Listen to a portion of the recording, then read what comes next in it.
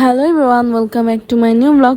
আজকের ব্লগটা একটু স্পেশাল, কারণ আজকে আমি আমার মেকওভার শ্যুটটা কীভাবে করব সেটাই ফুল ভিডিওতে থাকবে। যেহেতু সকাল সকাল আমি স্টার্ট করব, তো আমার অনেক সকালে উঠতে হয়েছে। অ্যান্ড আমি ব্রাশ করে আমি আমার ব্রেকফাস্টটা কমপ্লিট করে নিয়েছি। তারপর আমি আমার চাটা বসিয়ে নিয়েছিলাম। চা বসাতে বসাতে আমি আমার বাকি কাজগুলো করে নিয়েছিলাম। আর এখানে আমার চাটা কমপ্লিট, প্রায় 1 মগ আমি নিয়েছি।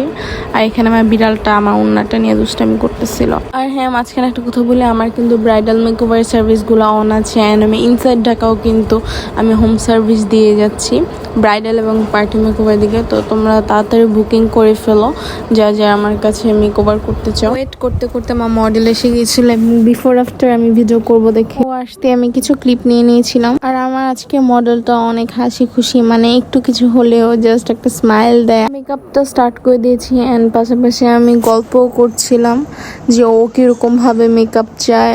যদিও এটা মডেল, তারপরও অ্যাজ এ পার্সোনাল ওর কেমন লাগে আমি ঠিক সেরকমই করার ট্রাই করছিলাম।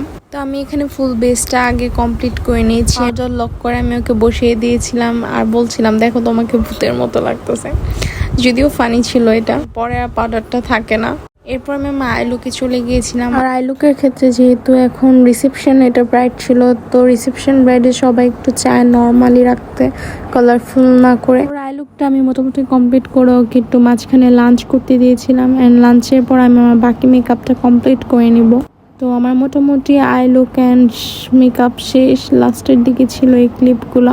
এরপর আমাকে শাড়ি পরিয়ে আমি হেয়ারের সেকশনে চলে যাই। হেয়ারের ক্ষেত্রে আমি হেয়ারটা ওপেন রেখেছি অ্যান্ড আমি কার্ল করে দিয়েছি, চুলটা এক সাইডে করে।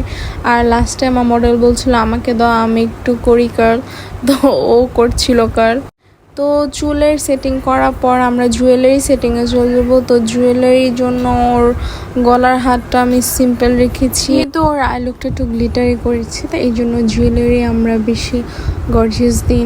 আর নথটা পরে দিচ্ছিলাম। নথ ছাড়া তো বউ লাগে না, যদিও এখনকার বউরা অনেকেই নথ পরে না। তা আমিও নথটা রেখেছি একটু ডিফারেন্ট, কজ নথ ছাড়া আমার মনে হয় কোনো বউ কমপ্লিট হয় না। তো এটা হচ্ছে ফাইনাল লুক আমার। সবাই অবশ্যই কমেন্ট করে জানিও আমার ব্রাইডকে কেমন লাগছে। আর তোমরা যারা আমার কাছে ব্রাইডাল বুকিং করতে চাও, তারা কিন্তু এই মাসে শুধু 30% ডিসকাউন্ট থাকবে অল মেকওভারের উপর। তো তোমরা বুকিং করে ফেলো।